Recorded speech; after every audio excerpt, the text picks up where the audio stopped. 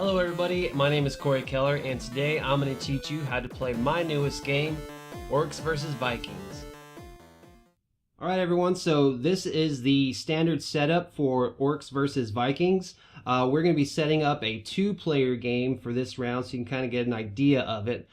First thing you're going to do, you're going to take everything out and you're going to separate them. As you can see down here, we have our resource piles. We have wood, we have ore, we have luck, we have stone, we have steel, we have the defense barriers, we have extra meeples, we have the rope tokens, the shovel tokens, the multiplier tokens, and we also have the orc tokens over here. So those are the tokens. You want to go ahead and separate all those resources. You're going to set your villager tracker, your tools, your resource cards, your day tracker, your defenses, your game board. You're going to put it on the two-player side, which is the side that has the least amount of spaces. You're going to set your starting locations, and your starting locations, you can tell they say starting on there. So like this is the starting forest. You're going to put all 4 of your starting locations, if this is your first time playing, on the outside. Then you're going to set your day cards, your location cards, and your orc cards. After you separate them into piles, your orc cards look like this. They have orcs on them. Your location cards have different locations. And your day cards have, all cards will say exactly what they are on the card. So here it says day card. So you know that's your day card. And those go in their pile right there. You're going to start with 2 villagers each. So in this two-player game, you can tell that they both have 2 villagers each. They have the ability to gain more villagers, which we have set aside over here. So once you've set up the game, you're going to take your tracker token, which are these little black meeples, and you're going to set them for a 2-player game. You're going to set it on the 10 villager space. And as you lose villagers in this game, which they can die, you'll just slide your token tracker down, and if it ever gets to 0, well, you lose. Then you're going to set your token on the day card, which has morning, afternoon, and night, if this will focus. There you go. And you're going to set your tracker token on morning. So the point of the game for Orcs vs Vikings is you want to get all of these defenses built, which is 4 defenses, to block all 4 entrances into your village before you get overrun. So if you can build all 4 of your defenses, you win. If all of the orcs overrun your village and there's no more orcs to place, you lose. Or if your villager tracker goes down to 0, you also lose because you've lost too many villagers. So that's the point of the game. Now, here's a little example of some tools you'll have to buy. We have, like I said, they're marked with what type of card they are. So this says tools. You'll have to eventually purchase these tools before you can actually build your defenses. So this game is broken up into 5 phases. The first phase being, before you start the game, once you've set everything up and you decided to start, the first thing you're going to do is you're going to set the time of day, which always starts on morning, and you're going to draw a day card. Now these day cards give you special benefits throughout the game, and the day card will just be flipped over right there. So now for this round, you have the benefit of this card. So like this card says that all resources give you 2 times the amount this turn. So anytime you go to collect resources, you're going to get 2 times the amount that you harvest on this turn. So after you've set the time of day and you have set up your day card, you're going to move on to phase 2. And phase 2 is you're going to place your villagers. So this is a worker placement game where you actually send out villagers to locations to be able to harvest things like wood and ore in order to get the things you need to build your defenses. Because if you look on these defenses, we'll look at this one for an example. The east defense, you need to build a wall. This says that you have to have the hammer, the pickaxe, and the wood barriers before you can start building any of this. So to build this defense, you're going to need 4 wood, 2 luck, 2 steel, 2 stone, and 2 rope. And you'll also have to send 4 of one type of villager, so one player can send 4 of his people to these 4 locations to start building. And so that's the point of the game, like I said, is to be able to build those defenses. And once you build a defense, you take one of these little tokens and you place it at the location that it was built, so you know that you have built that location. So second phase is we place our villagers. Now to do that, you go one at a time. Whoever goes first, you go one at a time and put as many people as you want per location. But once you've played a location, it is now the second player's turn to place something. And he can place as many he wants at one location, and then it goes back to the first player, and back and forth until all villagers are placed.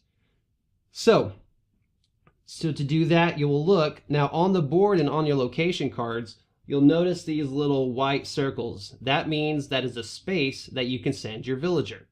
You can only send as many villagers as there are open spaces. Now, if you look at the board, you can see that we have many different types of locations. So in order to gain more meeples or villagers, you would have to send them to the recruit location. You have to send 2 of one type to gain an extra person. So that means if the first player, white, goes first, and he says, you know what, I'm going to send my villagers to the recruit. So now his turn is over since he put all he could at one location, which happened to be both of his, and now moves on to the second player. And he says, you know what, I want to go to the starting forest to start gathering some wood. And now, since white doesn't have any more, it would go back to him, but since he has no more to play, it goes back to the orange player. And he says, all right, now I'm going to go ahead and send this guy over here to the Temple of Odin. And so now all his players are set. So now we've done phase 2, which is place all your villagers. Third thing we do is we draw orc cards and we place orcs. So for the third phase, we are going to draw orc cards for how many people are playing. So in this case, we have 2 players playing, and so we would draw 2 orc cards. So they've placed their villagers, now we draw. We do them one at a time and activate it, each one, before we draw the next. So first thing, we would flip it over, and this one says that we send an orc to the north. So we would go ahead and do what this card says. We would take one of these orc tokens, to look like this, and we would send it to the northmost location, which is the starting forest up here. Then we draw a second card, and this one says nothing happens. So you're safe. You don't have to place any more orcs. So that is our third phase, which is draw orc cards and then place the orcs. Now we move on to the fourth phase, which is we activate our actions, we fight orcs, and we can build defenses. So we can do 3 things on the next phase: activate actions, fight orcs, or build defenses. So let's talk about each one of those. So now we go back to the first player, and they can activate all of their actions or do whatever they can on their turn. So player 1 sent 2 villagers to the recruit location. So he's going to activate that and get a new villager because he sent 2 to the recruit. He takes his guys back, and his turn is now over. He didn't gain any resources, but he did get to gain a new villager. Now we go back to the next player. So he's first gonna go to the Temple of Odin, which means if you send one villager here, you gain 1 luck right away. So he is going to get 1 luck, and he is going to place it over here in his pile, and he's going to take his character back. Now he gets to activate his next action, which is gathering wood at the starting forest.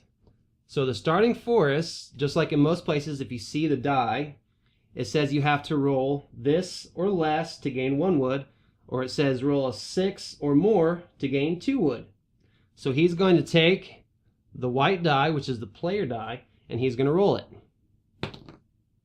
And since he rolled a 4, it says if you roll a 5 or less, you get 1 wood. So now he has gathered 1 wood resource, and he sets it back. But since our day card says all resources give 2 times the amount this turn, he looks at what he just gathered and he multiplies that by 2. So since he got a luck, he gets another luck because he's doubling it.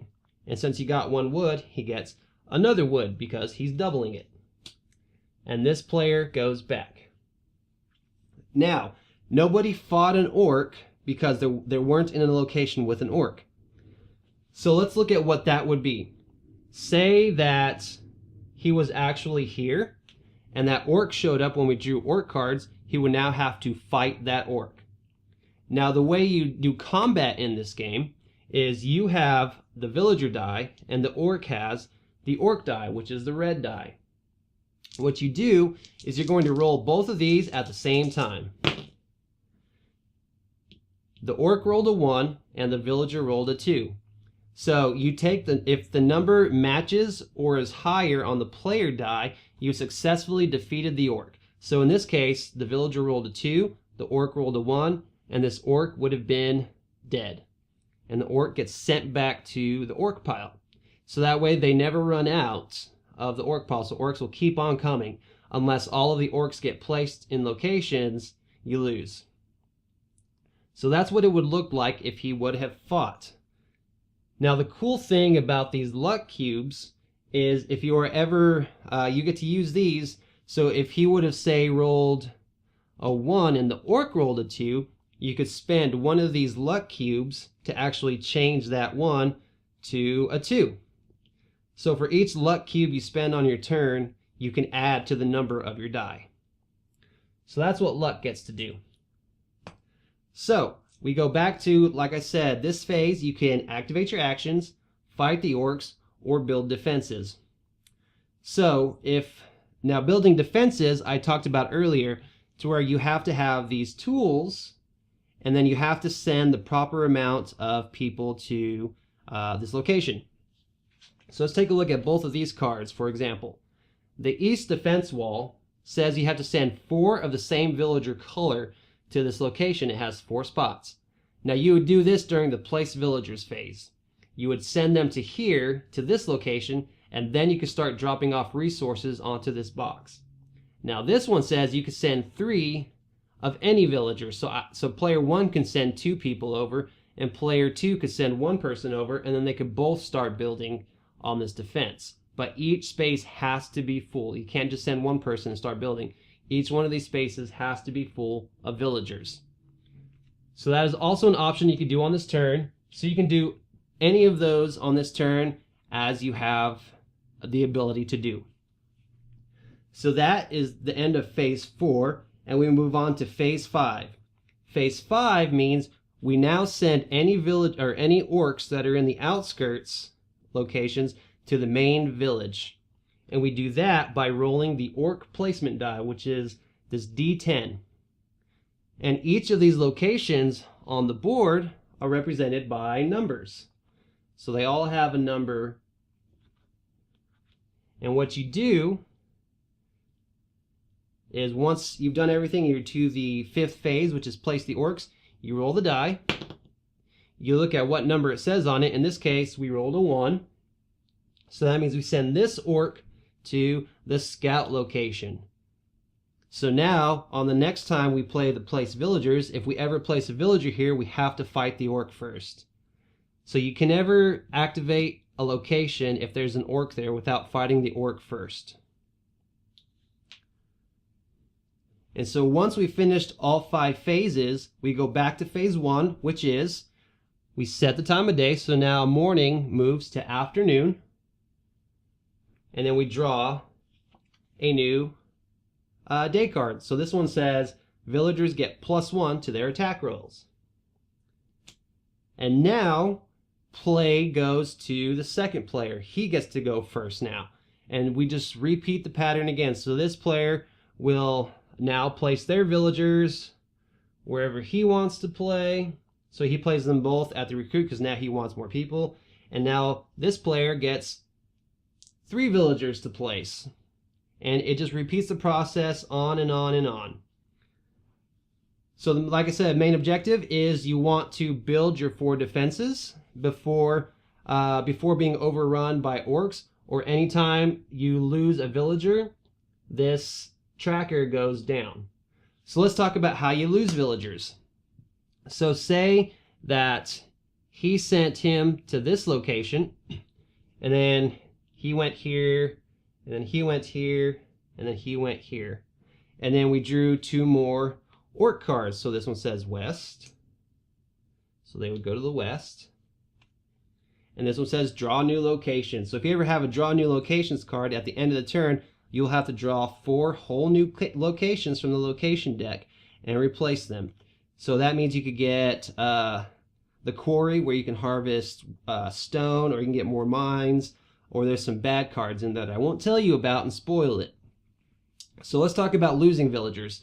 If now on his turn to activate actions, he decided he was going to fight, and they rolled the die, but say he rolled really bad and the orc rolled really good, and you don't have enough luck to change your number, then what happens is this villager has died. So you would drop the token. But you can never go less than 2 villagers, so he would just get this one back. So let's say he had multiple villagers when he was fighting, and he fought that orc and died. This villager would then go back to the villager pile, and he is now down to 2 instead of 3. So you can never go down below 2 villagers. So if you had 3 or 4 or 5 or 6, and you lose a battle with an orc, that villager goes back to the main pile, and you have to go back to the recruit location to be able to get that villager back.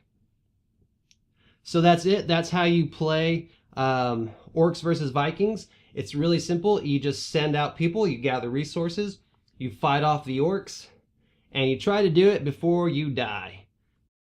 And that's it. I hope you guys enjoyed learning how to play Orcs vs Vikings. Thank you for your support, and enjoy playing.